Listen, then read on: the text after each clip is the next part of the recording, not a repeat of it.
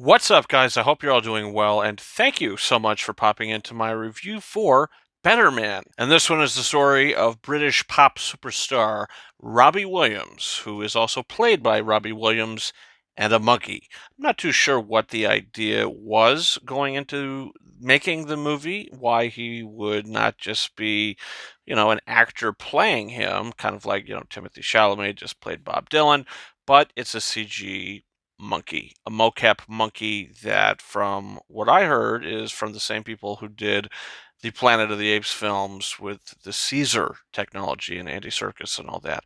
So, yeah, once you kind of start to watch this movie and you kind of accept the fact that the main character is a monkey and everybody else sees him normal, it's a weird choice, but once you get past that, it becomes a very entertaining film. Now, if you've seen my review for A Complete Unknown, I liked it, I didn't love it, and I think I'm kind of on the same page of this film. I think the first half of the movie of this is better than the second half. I think the energy of this movie, certainly the first half, is great. It's extremely entertaining. The second half of the film gets a little more dramatic, where he sort of falls into drug use and all that. But you see all these biopics, maybe not the Bob Dylan one because he didn't really do any drugs in that film. In this movie, very much like Bohemian Rhapsody and Rocket Man and Elvis, they resort to drugs, and this one's no different. So the story is kind of similar. Everybody's got their own thing going on, Freddie Mercury or Elton John or whatever the case may be. So it is a little familiar, but the thing that makes it stand on its own, I guess, is the monkey. So I guess that's why they did it, to maybe make it stand on its own feet.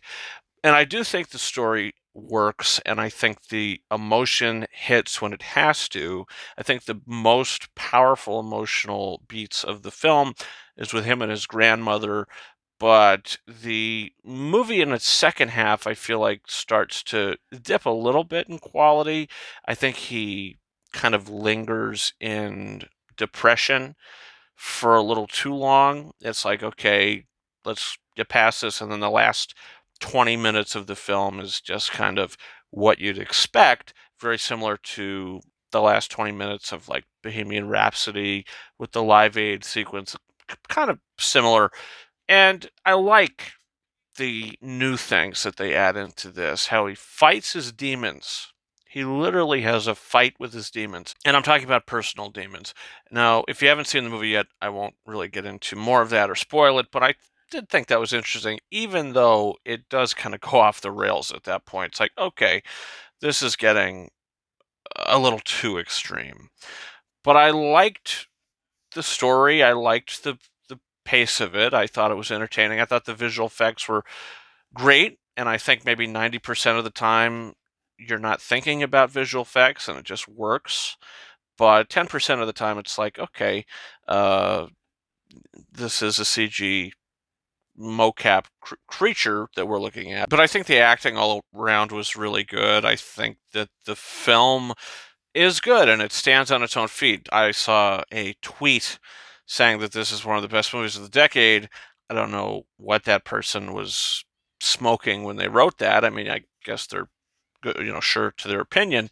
I definitely wouldn't say that. I think that probably the film A Complete Unknown, which I did like and not love, I would say is probably the better movie, compared to this, even though I think that this might be a little more of an entertaining film. I just think that might be a more well balanced movie. But this is a good film. It's a different film, and I liked it. The romance aspect of it worked for me a lot. The chemistry was there, even though that the movie doesn't really linger in that element and aspect for too long.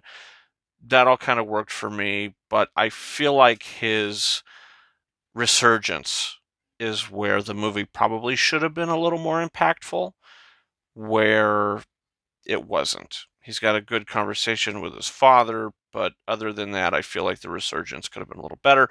It's a good movie, not a great one. It's an entertaining film, and I would give this film 3.5 out of 5 stars. Liked it, didn't love it, but I could definitely see myself watching this again.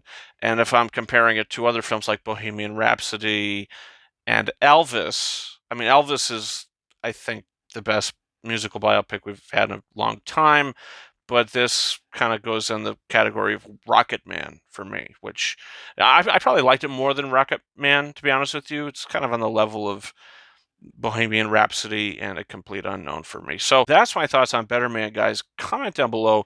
Did you see the film? Do you plan on seeing it? What's your favorite music biopic? What's your favorite most recent music biopic? Leave that down below. Also, don't forget to hit that subscribe button. I got a review for Flow, the international feature film, up on the channel now. I've got a top 10 worst list of 2024 coming pretty soon. Also, you can check out reviews coming in the future for a lot of 2025 new releases and some final 2024 films that I'm going to be able to see pretty soon. So, yeah, guys, you can follow me on Twitter and or X at RyanKing72 and Instagram and TikTok at KingOfRises131. That's it for me. Thank you so much for watching my review for Better Man. And until next time, over and out.